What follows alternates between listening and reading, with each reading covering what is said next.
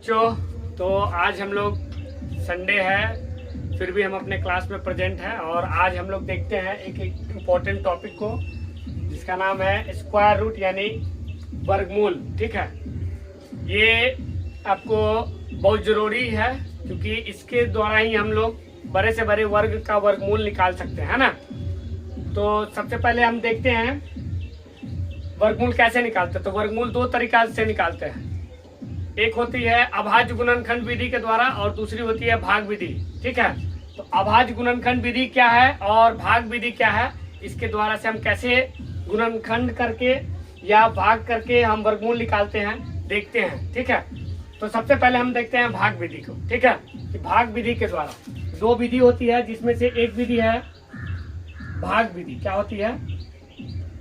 भाग विधि, जिसको बोलते हैं डिवीजन मेथड बोल सकते हैं इंग्लिश में। ठीक है, तो ये भाग विधि के द्वारा हम लोग वर्गमूल कैसे निकालते हैं। ठीक है, तो इसमें देखते हैं, जैसे मान के चलिए कि कोई संख्या ले लेते हैं 289। ये एक संख्या है, एक नंबर है। ठीक है, संख्या नहीं, एक तरह से एक नंबर है। तो इसको हम देखते हैं कि इसका वर्गमूल कैसे निकालेंगे 289 का। ठीक है, तो भाग विधि से निकालते हैं। तो इसमें देखते हैं कि अंक पहले कितना अंक है। तो इसमें 3 अंक है। ये कितना अंक है? 3 अंक है। तो 3 अंक है, तो 3 अंक में सबसे पहले हम ये देखेंगे कि ये तीनों अंक को कैसे भाग में, 3 अंकों की संख्या है तो इसको हम देखेंगे कि कैसे इसको निकाल दें। तो सबसे पहले अगर भाग का ये करेंगे वर्गमूल में तो चेक करेंगे, तो सबसे पहले फर्स्ट डिजिट, फिर बाद में लास्ट का 2 डिजिट लेंगे, है ना। सबसे पहला जो डिजिट लेंगे वो सिंगल और लास्ट वाले डबल डिजिट लेंगे, क्योंकि ये 3 अंकों की संख्या है ना, 3 अंकों की संख्या है ना। तो 3 अंकों की संख्या का अगर वर्गमूल निकालना है तो सबसे पहला 1 डिजिट लेंगे, बाद वाला 2 डिजिट लेंगे। ठीक है, इसके हिसाब से हम इसका वर्गमूल निकालते हैं। ठीक है, तो वर्गमूल निकालने के लिए सबसे पहले अब देखते हैं कि जो संख्या, अगर मान लीजिए जितना संख्या रखते हैं उसको उसी संख्या से गुना करते हैं। तो अगर हम 1 रखते हैं तो 1 से ही गुना करेंगे और 1 से गुना करके 1 यहाँ पर रखेंगे। ठीक है, फिर 2 में से अगर 1 माइनस करेंगे तो 1 आएगा और ये पार्ट को यहाँ पर गुना करके तो यहाँ लिखे। ठीक है, लेकिन जोड़ करके इसी साइड में रखेंगे, 1 और 1 को जोड़ के 2 लिखेंगे यहाँ पर। ठीक है, इसके बाद में तो 1 मरतबे लग गया यहाँ पर। ठीक है, फिर यहाँ से ये दोनों डिजिट एक साथ में उतरेंगे तो 189 आएगा। कितना आएगा? 189। अब जितना अंक यहाँ रखेंगे उतना ही अंक से इसको गुना करना पड़ेगा। अगर यहाँ पर हम रखते हैं, मान के चलिए हमको सबसे पहले 7 रखे। ठीक है, तो 7 से ही हमको गुना भी करना पड़ेगा। तो 27 गुने 7 करना होगा। 7 सत्ते 49 के 9, यहाँ से 4, 7 दूना 14, 4 18। ठीक है, तो यहाँ हम 7 रखे तो ऊपर भी 7 रख देंगे और 27 गुने 7 करके यहाँ पर लिखेंगे 189। ठीक है, तो ये हमें पूरा ये डिविजिबल हो जाएगा और इसको ऐड करके यहाँ पर लिखेंगे, इस साइड में लिखेंगे 7 और 7 14 के 4 हासिल 1 2 1 3। यानी हम कह सकते हैं कि 289 का जो वर्गमूल होगा वो कितना आएगा? 17 आएगा। यानी 289 का जो वर्गमूल आएगा वो कितना आएगा? 17 आएगा। ठीक है, इस हिसाब से आप देखें कि ये 3 डिजिट यानी 3 अंकों की जो संख्या है उसका हम वर्गमूल कैसे निकालें। ठीक है, उसी तरह हम देखते हैं कि 4 अंकों की संख्या अगर कोई रहेगा, ठीक है, कि 4 अंकों की कोई संख्या, तो उसका वर्गमूल हम कैसे निकालेंगे। ठीक है, तो 4 अंकों की संख्या निकालना, फिर 5 अंकों की संख्या निकाला, उसका वर्गमूल कैसे निकालेंगे वो देखेंगे। ठीक है, तो आगे देखते हैं। जैसे मान के चलिए अगर हम ले ले 1728, कितना ले लें? 1728। ठीक है, तो 1728 लेते हैं। ठीक है, तो 1728 देखते हैं कि इसका पूर्ण वर्गमूल निकलेगा या नहीं निकलेगा। सबसे पहले अगर लेंगे वर्गमूल निकालना रहेगा तो पहले 4 अंकों की 2 अंक पहले लेंगे, फिर बाद वाले में 2 अंक लेंगे। ठीक है, और इसका वर्गमूल निकालेंगे, देखेंगे कैसे वर्गमूल निकाला जाता है। ठीक है, तो सबसे पहले 2 डिजिट लिए तो जितना यहाँ रखेंगे उतना ही से गुना करेंगे। अगर 4 कोई अंक रखते हैं तो 4 से ही गुना करना पड़ता है। ठीक है, तो 4 चौके 16 गुना करके यहाँ लिखते हैं। ठीक है, और घटने के बाद नीचे आएगा तो आ जाएगा 1 और यहाँ पर आ जाएगा 2 डिजिट फिर आगे का, और यहाँ 4 और 4 को जोड़ करके यहाँ लिख देंगे 4 और 4 8 हो जाएगा। ठीक है, आप देखेंगे कि यहाँ पर जितना अंक रखेंगे उतना ही ये क्या आएगा, उतना ही इसका उतने ही से गुना करना पड़ेगा। अगर 2 रखते हैं तो मान के चलिए 8 पर 2 रखेंगे 82, फिर 82 को 2 से गुना करना पड़ेगा, 2 दूनी के 4, 2 8 16, 164 आ जाएगा, जो ज्यादा है 128 से, है ना। तो 2 तो रख नहीं सकते, 1 रखेंगे, कितना रखेंगे, 1 रखेंगे, ठीक है। तो 1 रखेंगे तो यहाँ पर भी कितना आएगा, 1 आएगा, ठीक है। फिर 1 से ही मल्टीप्लाई करेंगे, 1 से मल्टीप्लाई करेंगे तो 1 गुने 1 1 होगा, और 1 से 8 में करेंगे तो 8 होगा, ठीक है।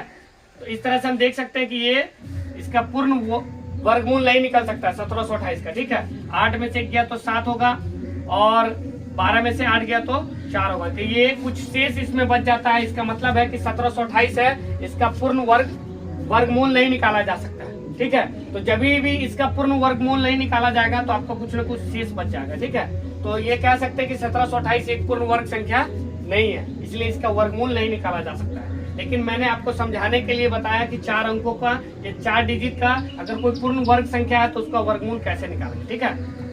चलिए, इस तरह से हम भाग विधि से और भी निकाल सकते हैं, 2 अंकों का, 3 अंकों का, 5 अंकों का। अगर 2 अंकों का निकालना है तो अगर मान के चलिए 16 कोई वर्गमूल निकालना है, 16 कोई संख्या है तो इसका निकालेंगे, तो ये 2 डिजिट का है तो दोनों डिजिट एक साथ में लिखेंगे। अगर कोई संख्या रखते हैं, सबसे पहले मान के चलिए 2 रखेंगे तो 2 से ही गुना करेंगे तो 2 दूनी 4, तो इससे ऊपर तो और जा सकते हैं, तो 4 रखते हैं तो 4 से ही गुना होगा, जितनी संख्या रखेंगे उतना ही से गुना करेंगे, तो 4 चौके 16, ठीक है।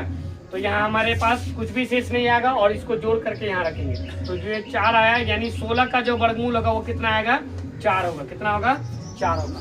इस तरह से आप 2 डिजिट हो, 3 डिजिट हो, 4 डिजिट हो, कितना भी डिजिट हो उसका वर्गमूल निकाल सकते हैं इस भाग विधि से।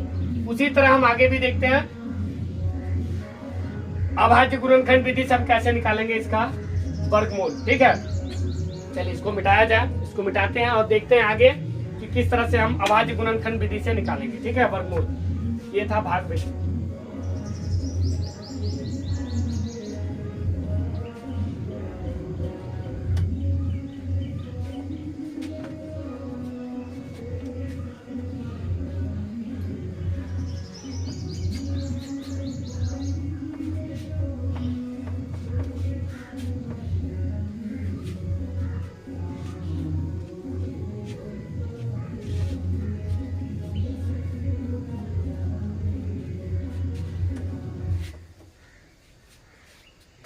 चलिए कोई संख्या लेते हैं, जैसे मान लीजिए 2 अंकों की कोई संख्या ले लिए, है ना।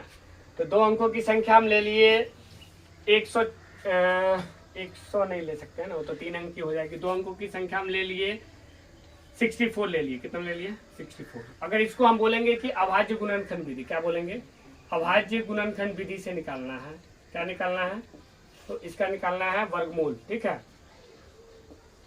अभाज्य गुणनखंड विधि से निकालना है, क्या निकालना है, वर्गमूल 64 का, कितना का निकालना है, 64 कोई संख्या है, ये 2 अंकों की संख्या और इसका वर्गमूल हमको निकालना है 64 का। तो इसका पहले अभाज्य गुणनखंड करेंगे, तो 64 का अभाज्य गुणनखंड करेंगे तो सबसे पहले जो सबसे छोटी अभाज्य संख्या होती है उससे हम लगाएंगे, तो 2 से सबसे पहले लगाएंगे तो आएगा 32, फिर 2 से लगाएंगे तो आएगा 16, फिर 2 से इसमें लगाएंगे, यानी लगाने का मतलब भाग लगाते चलना है, ठीक है। 2 से फिर लगाएंगे 8, फिर 2 से लगाएंगे तो 4, फिर 2 से लगाएंगे तो 2 आएगा, यानी इसका अभाज्य गुणनखंड हम 64 को कैसे लिख सकते हैं, 64 को लिख सकते हैं 2 गुने 2 गुने 2 गुने 2 गुने 2, ठीक है। 1 2 3 4 5 6 का, 1 2 3 4 5 और 1 6, ठीक है।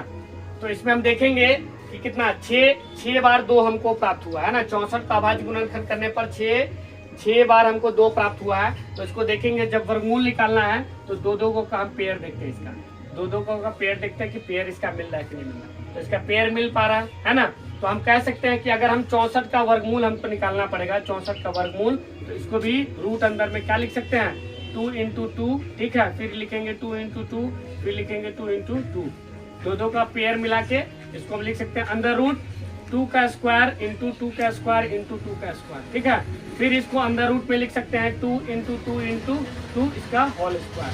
अब देखिए ये स्क्वायर से स्क्वायर रूट को कैंसिल कर सकते हैं और लिख सकते हैं 2 × 2 × 2, यानी 2 2 जा 4 और 4 2 जा 8, यानी आप कह सकते हैं कि 64 का जो स्क्वायर रूट आएगा, वर्गमूल जो आएगा वो 8 आएगा, क्या आएगा, 8 आएगा, ठीक है। इस तरह से हम अभाज्य गुणनखंड करके इसका वर्गमूल ज्ञात कर सकते हैं, ठीक है। अब आप कहिएगा कि सर यहाँ स्क्वायर रूट और स्क्वायर से कैसे कैंसिल कर दिए, क्योंकि आपको पता होना चाहिए जो स्क्वायर रूट होता है उसको अगर हम पावर के रूप में लाते हैं तो मान के चलिए अगर यहाँ पर 2 का स्क्वायर यहाँ पर लिखा हुआ है, इसको अगर पावर के तौर पर लाएंगे तो 2 का स्क्वायर है, और ये जब स्क्वायर रूट हटेगा तो इस पर कितना पावर आएगा, इस पर आएगा 1/2। कितना आएगा 1/2। ठीक है, इस हिसाब से अगर हम देखेंगे तो 2 के पावर 2 और गुना हो जाएगा 1/2, यानी 2 से 2 कैंसिल हो गया, 2 पर पावर 1 यानी कितना आएगा 2 आएगा। इसी हिसाब से हम स्क्वायर रूट को स्क्वायर से हम कैंसिल कर देंगे, जो बचेगा वो आंसर हो जाएगा। तो हम कह सकते हैं कि 64 का जो वर्गमूल है वो हमारा कितना प्राप्त हो रहा है, 8 प्राप्त हो रहा है। ठीक है, तो बच्चों आपको अगर हमारा ये शॉर्ट वीडियो और अच्छा ट्रिक लगे तो इस हमारे वीडियो को सब्सक्राइब करिए चैनल को, और लाइक शेयर कमेंट जरूर करें हमारे वीडियो पर। ठीक है, थैंक यू।